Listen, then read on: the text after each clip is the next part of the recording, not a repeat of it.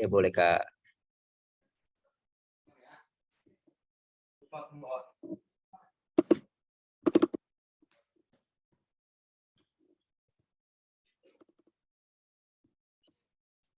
Ya.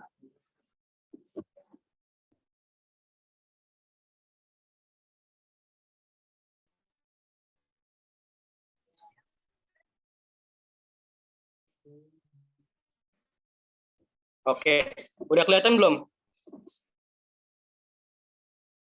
Waalaikumsalam warahmatullahi wabarakatuh. Ya, sebelumnya Abang mohon kalau suara Abang kurang kedengaran jelas karena Abang lagi kurang fit juga ya. Lagi ada gangguan pernapasan atau flu. Oke, langsung aja. GWS Kak, GWS. Oke, makasih Kak Asil. Oke, sebelumnya perkenalkan nama Abang Muhammad Fatin Rashid, biasa dipanggil Fatin.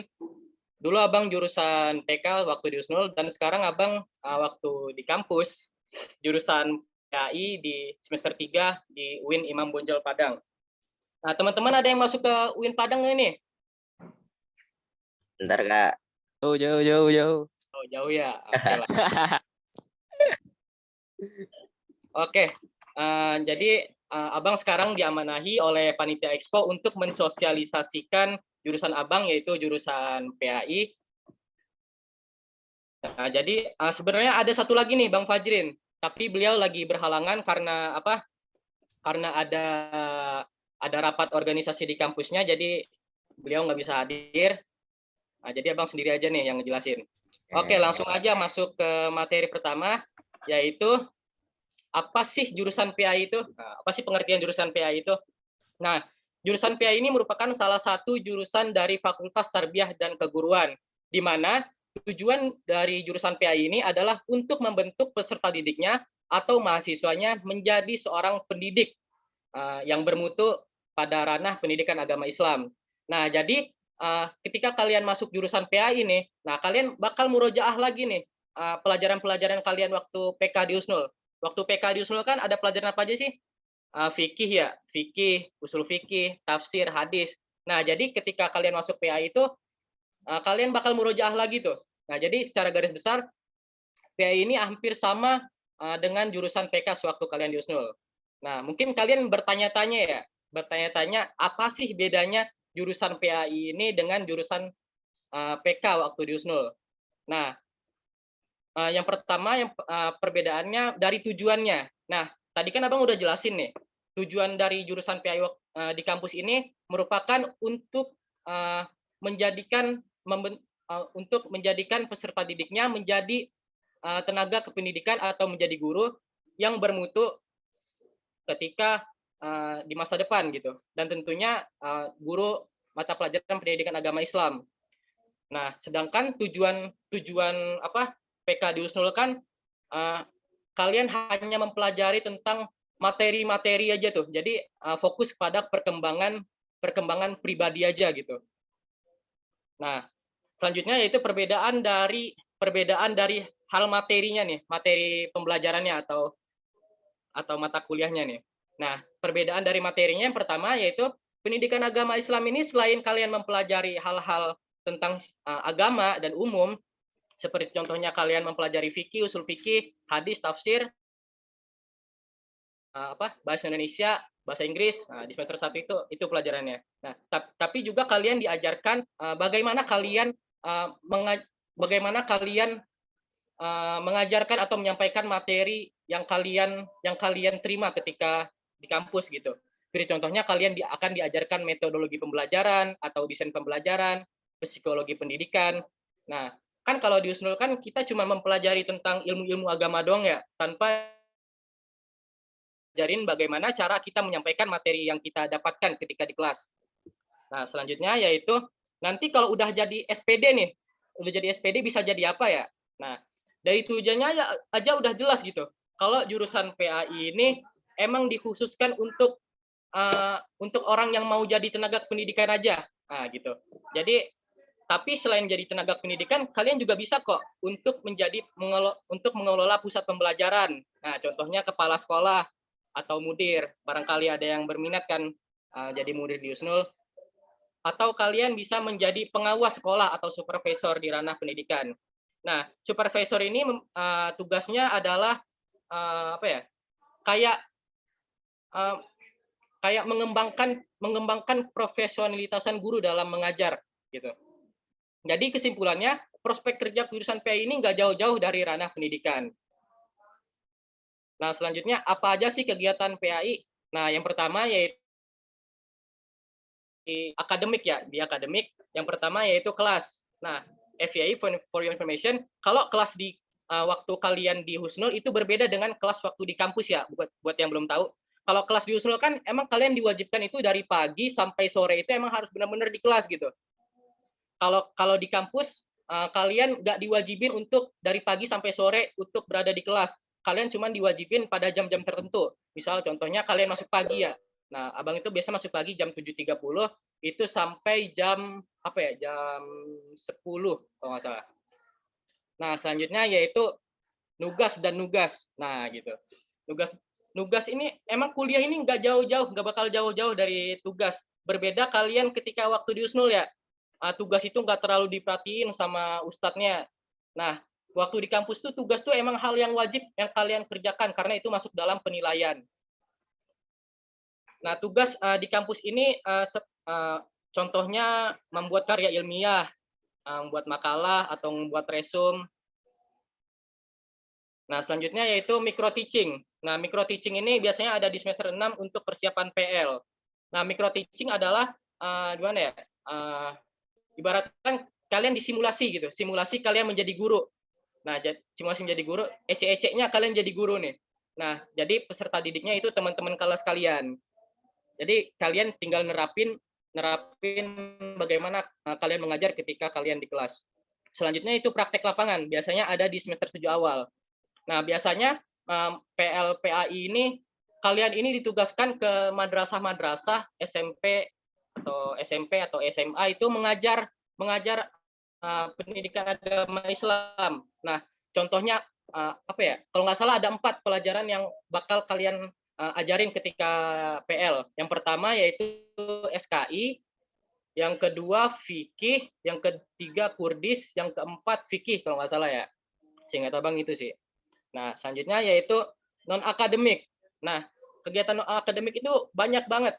Contohnya ikut organisasi kampus. Nah, organisasi kampus ini banyak banget ya. Kayak kalian di Husnul aja. Kan di Husnul kan juga banyak ya organisasi di Husnul ya. Nah, organisasi kampus ini contohnya apa? Kalian bisa masuk UKM, unit kegiatan mahasiswa atau jadi apa namanya? HMJ, himpunan mahasiswa jurusan. Nah, jadi pesan abang, kalian boleh masuk organisasi kampus, tapi kalian jangan sampai menjadikan organisasi kampus ini mengganggu pelajaran ketika kalian di kelas gitu. Jadi harus benar-benar harus bagi-bagi waktu. Nah, selanjutnya yaitu ikut lomba-lomba. Nah, ikut lomba-lomba ini lumayan banget untuk kita dapat sertifikatnya kan. Nah, sertifikat ini berguna untuk membantu kita untuk kelulusan gitu. Barangkali kalian ada yang ingin lulus 3,5 tahun kan. Nah, bisa banget tuh ngambil sertifikatnya dari lomba-lomba. Nah, selanjutnya yaitu jadi panitia kegiatan. Panitia kegiatan ini beda sama organisasi kampus. Biasanya panitia kegiatan ini diambil biasanya masing-masing kelas diambil oleh organisasi kampus untuk menjadi panitia dalam kegiatannya. Selanjutnya yaitu jadi guru ngaji. Bang Batin, dipotong bentar. Itu di chat ada yang bilang katanya bisa di full screenin nggak? PPT-nya nggak kelihatan katanya. Oh, nggak kelihatan ya? Aduh, gimana lagi nih caranya? Nggak tahu. Pencet yang tanda panah atas bawah. Tanda panah atas bawah. Apa sih itu? Itu yang di sebelah baut. Di sebelah setting. Set di sebelah pengaturan. Nah, sebelahnya. Sampingnya. Nah, cakep banget ini. Maaf, kudet. Maaf ya. Sorry. Nggak apa-apa. Kita juga kudet. Yuk, lanjut. Oke, lanjut ya. Selanjutnya yaitu kegiatan mana ya? Tadi sampai mana sih? Jadi guru ngaji ya? Ya, guru ngaji. Nah, jadi guru ngaji. Nah, kalau di Padang nih ya, kebanyakan mahasiswanya itu jadi guru ngaji. Nggak tahu kalau di Jawa ya. mahasiswa PAI ini kebanyakan jadi guru ngaji. Kenapa gitu? Karena jadi guru ngaji ini juga bisa mengembangkan atau mengaplikasikan materi yang sudah diajarkan ketika di kampus begitu. Jadi kalian kalau jadi guru ngaji kan kalau salah sekali 2 kali mah nggak apa-apa ya. Nah, jadi nggak terlalu diperhatiin. Berbeda lagi kalau kalian udah mendidik di pendidikan formal, kalian udah ngajar di SD atau SMP, nah kalian itu harus jarang melakukan kesalahan. Nah selanjutnya yaitu jadi pengurus masjid. Nah selain jadi guru ngaji, orang Padang ini kebanyakan orang asli Sumatera Barat ya khususnya, kebanyakan itu mereka itu memilih menjadi pengurus masjid dibandingkan mereka ngekos gitu. Selain untuk menghemat biaya, mereka juga untuk lauk udah aman ya, udah aman. Biasanya dari warga itu dikasih gitu lauk. Nah jadi untuk menghemat biaya juga. Nah biasanya pengurus masjid ini tugasnya ya azan, iqomah, terus jadi imam. Nah selanjutnya ya nongki lah apalagi. Nah, nongki bro. Iya. Nah, jadi kalian itu selama kuliah itu jangan terlalu kaku gitu. Jangan nugas mulu. Nah, sampai kalian lupa itu self healing. Nah, kalian itu harus butuh self healing ya. Karena kalau nugas mulu bakal jadi bosen gitu. Jadi mumet pala gitu. Nah, selanjutnya skipnya gimana dah? Menjat kanan. Bisa nggak? Atau bawah gitu. Nah. Kok langsung sini? Liko, Masya Allah. Bisa sambil Liko. Ntar dibahas. Jurusan PA ini cocok untuk orang yang gimana sih? Nah, jurusan PA ini sangat cocok untuk orang yang senang bersosialisasi dengan masyarakat. Jadi, menurut Abang ya, jurusan PA ini cocok untuk orang yang ekstrovert gitu. Karena di jurusan PA ini mau nggak mau kalian emang harus ngajar gitu. Jadi kalian mau nggak mau ketemu orang-orang lagi gitu. Jadi bagus untuk orang yang ekstrovert. Gitu. Tapi tidak menutup kemungkinan orang yang introvert ini bisa masuk jurusan PA juga. Nah, karena menurut Abang orang yang introvert itu bukan orang yang tidak bisa bersosialisasi dengan orang banyak, tapi mereka ini ketika bersosialisasi baterai mereka kan ada baterai tuh, ada baterai. Nah, punya limit. Nah, ya itu pokoknya itulah. Nah, pokoknya cepet capek lah kalau udah berhadapan dengan orang banyak gitu. Oke, oh ya, ada tambahan satu lagi. Kan Abang udah jelasin tadi ya, kalau di PA ini kalian belajar tentang fikih, usul fikih. Jadi pesan Abang, buku fikih usul fikih kalian jangan sampai hilang ya. Jujur Abang agak nyesel gitu. Agak nyesel karena buku fikih itu bakal kepake waktu kalian masuk jurusan PAI. Mungkin sekian.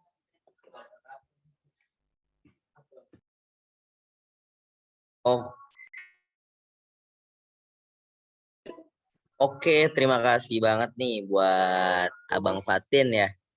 Dari jurusan Pendidikan Agama Islam UIN Padang. UIN apa tadi? Imam Bonjol ya?